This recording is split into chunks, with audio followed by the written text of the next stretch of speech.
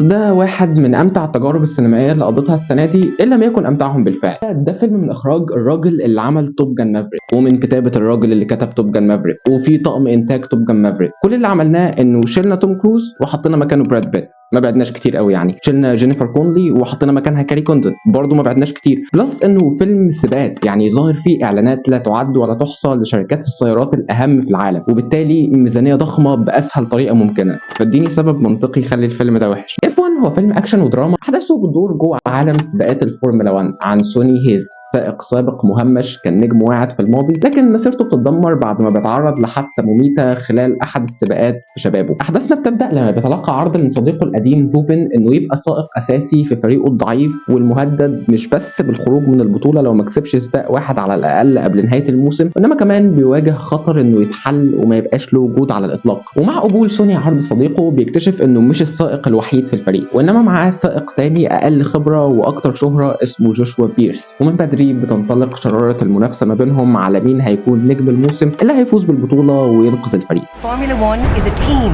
sport. It always was. Ever seen a miracle? Not yet.